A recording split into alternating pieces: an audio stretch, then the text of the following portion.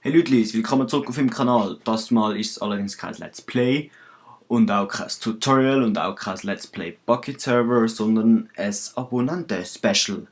Ja, ich wollte eigentlich ein Abonnenten-Special machen, weil ich 10 Abonnenten habe, aber jetzt sind es schon 11. Das ist natürlich super. Ich freue mich riesig und ich danke den Leuten, die mich da abonniert haben, vielmals. Ich hoffe natürlich, es kommen weitere dazu.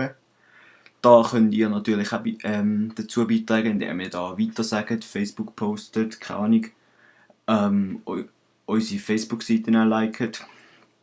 Und für das Abonnenten-Special habe ich da drei Hintergrundbilder für euren Computer so vorbereitet. Ich habe mich da ein bisschen angesetzt. Das eine ist eben das da, Swisscraft Special. Dann haben wir da noch Swisscraft Special YouTube. Da habe ich einfach gedacht, ja, entweder ihr könnt ja wählen, ihr könnt das in die Mitte nehmen, das mit dem YouTube oder ohne YouTube. Und dann habe ich noch einfach das Minecraft Wallpaper gemacht.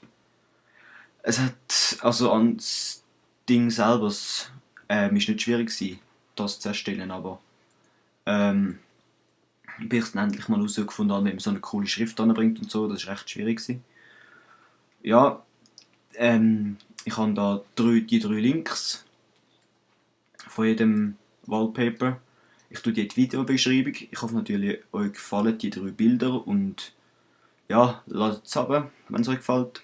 Wenn es euch nicht gefällt, dann könnt ihr ja schreiben, was ich soll anders machen bei diesen Bildern. Vielleicht habt ihr auch eine Idee, was ich machen könnte.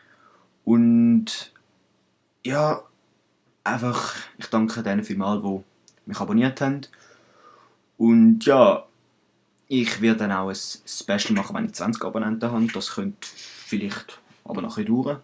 Ich weiß nicht. Und ja, wir sehen uns in meinen Let's Plays wieder. Ja, genau, ich habe nicht vergessen, da müssen wir dann einfach ich tue den Link dann in die Videobeschreibung, dann kann man den einfach auf kostenloser Download.